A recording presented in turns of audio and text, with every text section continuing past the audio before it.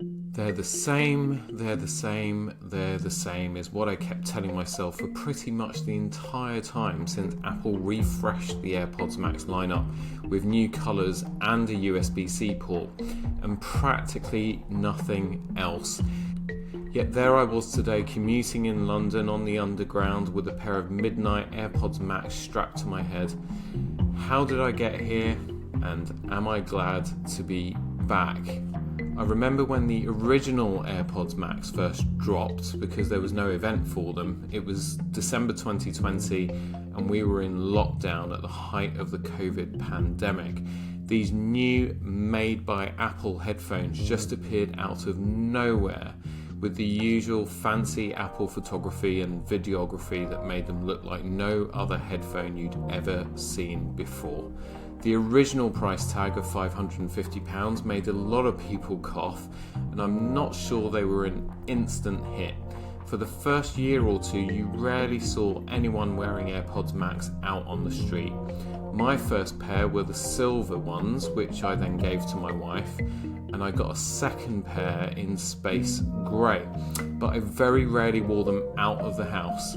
I guess my thinking, as with a lot of AirPods Max owners at the time, was that they were instantly recognisable as a pair of £500 plus luxury headphones, and I didn't want someone running past and ripping them off my head. Eventually, I got rid of both pairs. My wife isn't really a big headphone fan, so hers just sat there on a stand collecting dust. And as for mine, I decided to have a look at better value alternatives such as the Sony XM4s and Bose QC Ultras, and I ended up selling both sets of AirPods. Fast forward to 2024, and after many a rumour about AirPods Max 2, the revised headphones have arrived with arguably even less fanfare than the originals did. They were barely a footnote at the last big Apple event, and once they were released we found out why. They're the exact same headphones as before, with the exception of some new colours and a USB-C port.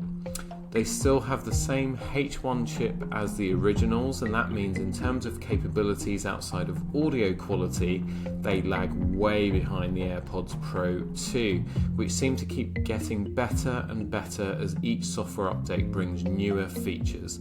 The H2 chip in the AirPods Pro 2 now allows you to do things like use your AirPods as hearing aids, and a very useful feature is the ability to nod or shake your head to answer or reject a call, which is very handy for those times when you have both hands full.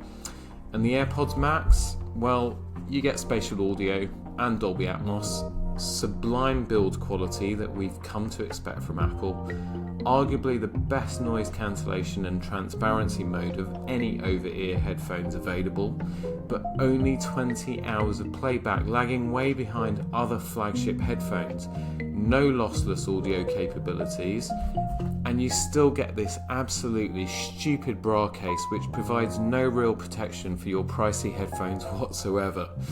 I also own the Beats Studio Pros, and while they're nowhere near as comfortable to me personally as the AirPods Max, with their big oversized ear cups that prevent pressure on your ears, they at least have twice the playback time at 40 hours, a quite brilliant carry case, and they offer lossless audio with a built-in DAC using the supplied USB-C cable, and you can often find them on some amazing deals at Amazon and other retailers at less than half the price of the AirPods Max.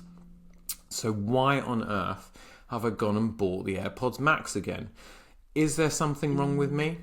Well, if you're thinking he's a bit mad, you're right. But also, being someone who's 100% in the Apple ecosystem, it's nice getting back to a pair of over-ears that just work seamlessly with my MacBook, iPad and my iPhones. They have the same consistent premium feel as those devices, and they have ear cups that envelop my ears rather than sit on them. One thing I can't stand about over-ear headphones is not being able to wear them for long when the ear cups clamp down on my ears. Also, I don't feel security conscious about wearing these out in public because so many people seem to have them now. Not just in London where I live, but in my family's hometown of Madrid, these headphones can be seen being worn just about everywhere. And this is probably the biggest problem that we have in wanting Apple to make significant upgrades to the AirPods Max. These things, despite the 4-year-old technology, despite the silly bra case, and despite the hefty price tag, are selling by the bucket load. So there's no motivation for Apple to do anything about them.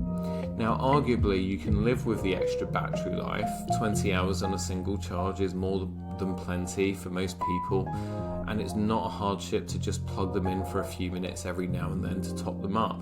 The sound quality on these things is very, very good. There are details in many tracks that I've listened to countless times that I always discover when listening back with these. But I do love the fact that when I get these out of the case and put them on, they connect and they work. There's no faffing about, unlike the Sony's and Bose headphones I've owned previously, which don't 100% behave themselves when connecting to an iOS device. You have to delve into their third-party app to access a lot of functions, and that's a real hassle when you're walking down the road or navigating public transport. The less you need to mess around with settings via your phone, the better in those situations. And what have they been like to use the last few days I've had them back in my life? The short answer is great. I've no complaints about the sound quality. My music sounds fantastic. Noise cancellation worked like a dream on the very loud London Underground today, and I was able to cocoon myself in my music or a podcast or watching the US Office on Netflix completely undisturbed. Right now, as I wrote this script, I was listening to a house mix by one of my favourite DJs, Jojo Lorenzo, and everything sounded flipping brilliant. These headphones really allow you to shut the outside world and all distractions out and get into deep focus, which is very important for someone like me who's very easily distracted. USB-C is a great bonus since all my other Apple devices have moved to USB-C, so I'm glad to see the back of lightning cables once and for all. I just wish the case had been better designed, because if anything, my only worry travelling around with these is them getting damaged in my bag. Finally, in terms of aesthetics, being someone who doesn't have a full head of hair, I appreciate that these sit closer to my face than other headphones do.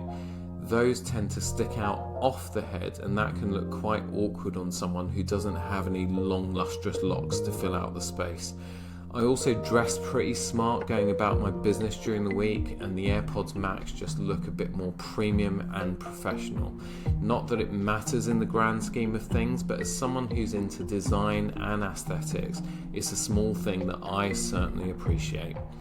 So there we go, the new, but not really new, AirPods Max. Are they worth it? Realistically, the answer is no. At $495 here in the UK or $550 in the US, there are much better and cheaper alternatives out there nowadays. But if you're not so worried about having all the features that modern flagships have to offer, you're in the Apple ecosystem and the price tag doesn't put you off, and you just want seamless premium listening experience, the AirPods Max are still a great set of headphones in 2024. If the price tag does make you hesitate, then I'd definitely check out the Beats Studio Pro, especially if you can get them on offer. They're an amazing alternative with a few more features, but when push comes to shove, they won't feel quite as premium as the AirPods Max.